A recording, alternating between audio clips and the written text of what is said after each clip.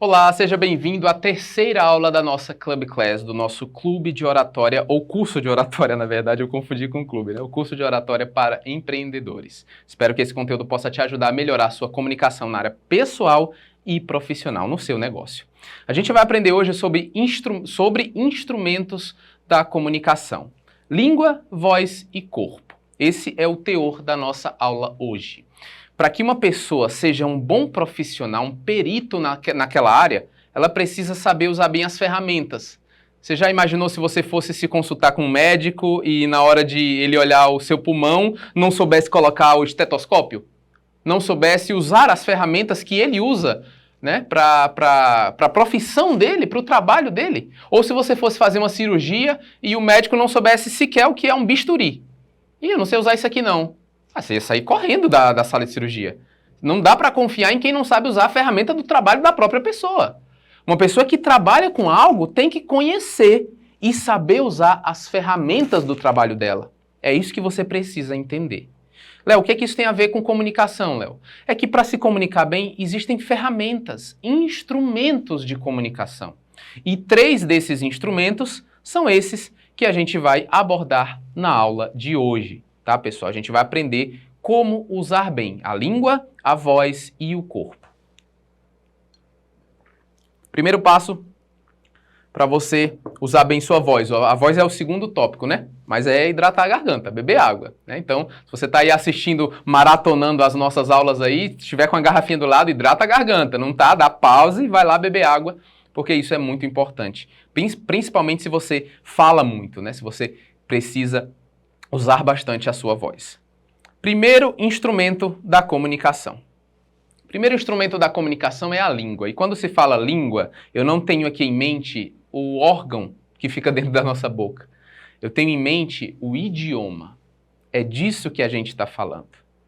Léo, você está dizendo que para falar bem em público eu tenho que saber bem a minha própria língua, o meu idioma? Mas eu já sei falar português. Eu sou aqui do Brasil. Se eu não soubesse falar português, né? Não seria desse país. Ou as pessoas não me compreenderiam. Eu aprendi a falar bem português desde quando eu era criança. Mas a gente precisa entender que, a despeito de algumas pessoas terem um nível menor de cultura ou instrução, todos nós temos a responsabilidade de falar bem a própria língua. Tem uma frase de uma professora famosa de português que diz assim: não tem problema nenhum aprender inglês, mas custa falar bem a própria língua? Né? Se a gente nasceu aqui no Brasil, se comunica em português, o que custa aprender um pouquinho, se esforçar um pouquinho para dominar a língua portuguesa? Não estou falando de ser o professor Pasquale não, tá? Estou falando apenas de evitar alguns erros básicos que podem atrapalhar a sua comunicação, que podem até denegrir a imagem da sua comunicação, te levar para baixo, depreciar a sua imagem e a sua comunicação. Então tem alguns erros, pessoal, que você não pode cometer na hora de falar em público. Erros, e eu vou citar alguns deles aqui para que você aprenda junto conosco. Por exemplo, erros como erros de concordância, né? Tem pessoas que escrevem ou falam para mim fazer. Manda lá aquele material lá para mim fazer. Não é para mim fazer, é para eu fazer. Consegue perceber a diferença?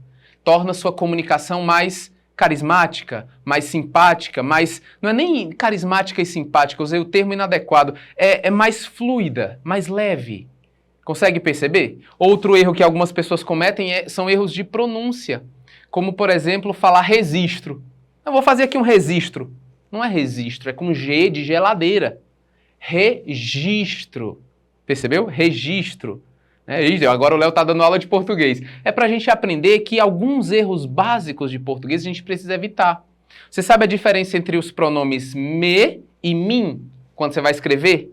Tem gente que fala assim, ó, manda para me, né? E quando na verdade é para mim. Então, saiba essas diferenças, essas nuances da língua portuguesa. Use o plural, fale com concordância, né? Tudo isso vai fazer com que a sua comunicação fique mais bela. E tudo aquilo que é belo, é atrativo, chama atenção e vende bem. Então revise. Hoje tem muitas formas de você revisar sua comunicação.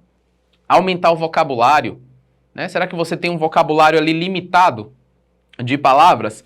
Se esforce para aprender palavras novas, para aprender novas coisas, novas ideias. Não é só aprender a palavra, você tem que aprender a ideia por trás da palavra. Você aumenta a sua capacidade de memorização e de pensar e associar ideias. É um excelente exercício para a mente aprender palavras novas. Pegar ali um dicionário e aprender mesmo algumas palavras novas. Isso é muito importante. Esse é o primeiro instrumento da comunicação que você deve usar. Léo, qual é o segundo instrumento, Léo? Voz. Voz de impacto.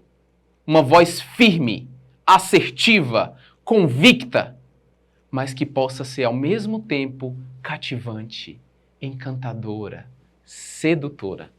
Você consegue ter essa voz de impacto?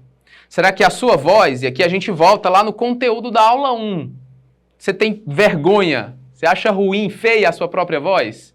Você já parou para pensar que as pessoas que convivem com você, desde que você aprendeu a falar, já se acostumaram com a sua voz?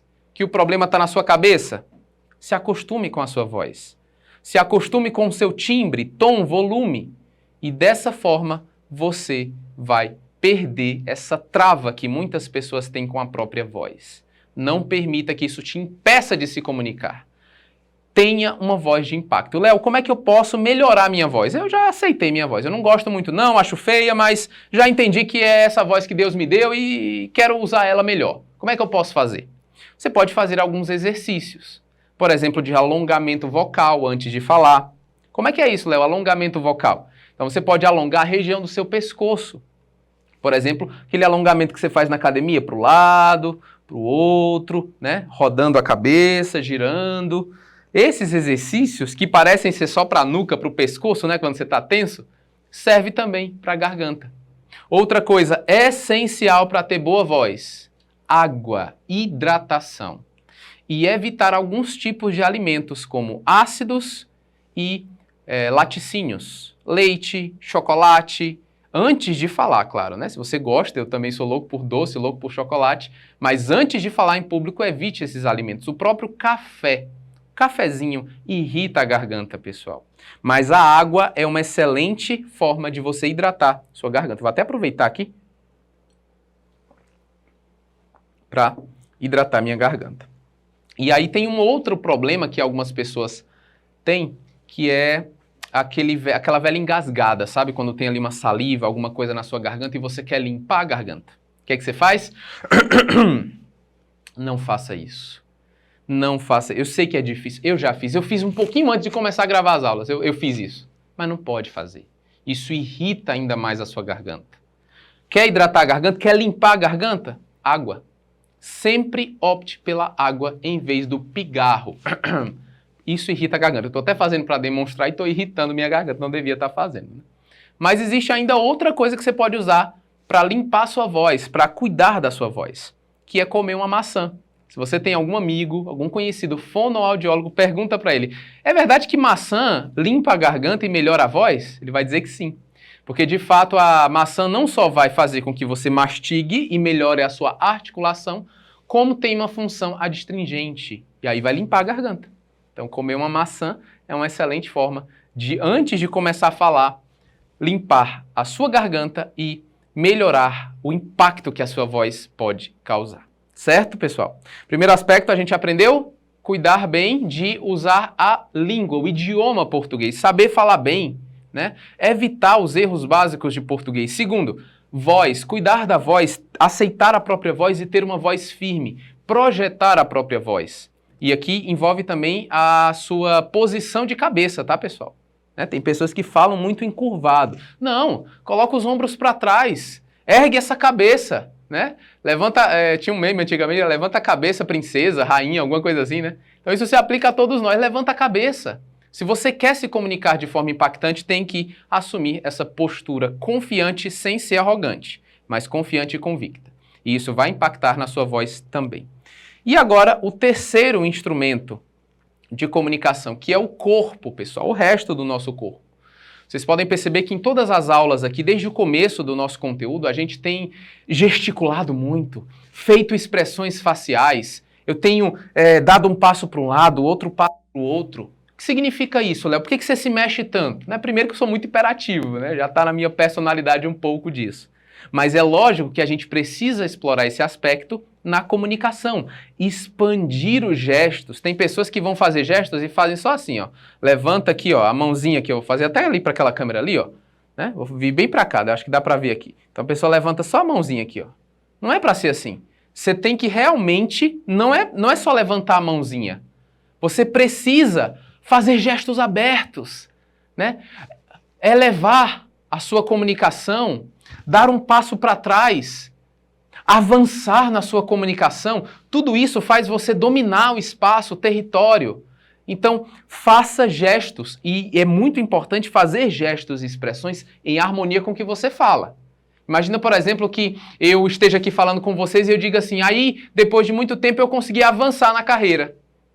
Você percebeu o que é que tem de errado? Vou fazer de novo. Depois de muito tempo, eu consegui avançar na carreira. Avançar na carreira. Avançar é uma palavra que vai para frente. Por que eu dei um passo para trás? Está dissonante, não fica bonito. Então faça gestos em harmonia, gestos abertos, olha só, abertos em harmonia, harmonia com o que você fala. Eu avancei na carreira. Dá um passo para frente. Esse domínio da linguagem corporal vai te ajudar a se comunicar de forma mais eficaz, vai chamar a atenção das pessoas. As pessoas vão te ver como alguém mais crível, ou seja, em quem eu posso confiar, em quem eu posso acreditar.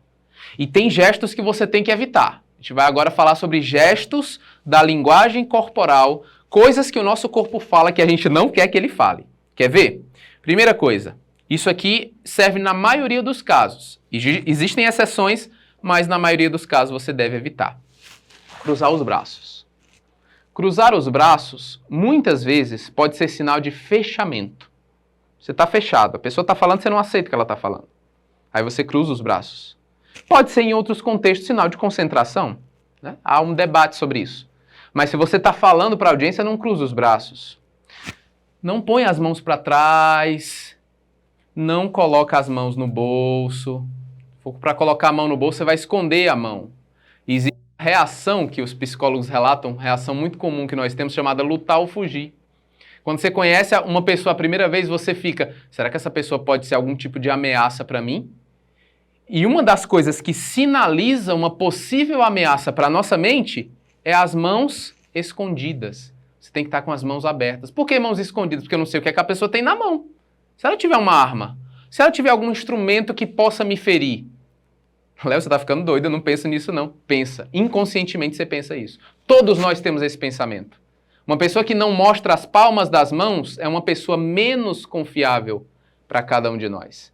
Então mostre que você não segura nada, que você não tem nada nas mãos para ameaçar as pessoas, que você é transparente e que você é confiável. Isso vai melhorar significativamente a sua comunicação. E aí eu deixo, para encerrar essa nossa aula, a seguinte frase do poeta, escritor Ralph Waldo Emerson: nada grandioso foi feito sem entusiasmo. Fale com mais entusiasmo. Tenha mais entusiasmo, mais emoção na sua comunicação, na sua voz, no domínio da língua portuguesa, do seu idioma e no seu corpo. Os gestos, as expressões. Não vai falar uma coisa triste, ruim, sorrindo. Tem gente que, né, eu conheço os oradores palhaços, são aqueles oradores que falam o tempo todo sorrindo, tá o tempo todo sorrindo. E uma vez a minha mãe sofreu uma doença, teve um AVC e foi bater no hospital. Aí eu falei, cara, você tá falando uma coisa ruim, uma experiência negativa. As suas expressões faciais têm que estar em harmonia com o que você está falando. Então você vai sorrir quando está falando de algo bom. Mas se for algo sério, importante ou triste, algum desastre, feições sérias e tristes. Isso tudo vai fazer você falar com entusiasmo. Se você falar com entusiasmo, eu tenho certeza que você vai se tornar um excelente comunicador. Pessoal, obrigado pela atenção de todos vocês em mais essa aula aqui do nosso curso de oratória para empreendedores e a gente se vê na próxima aula. Um abraço.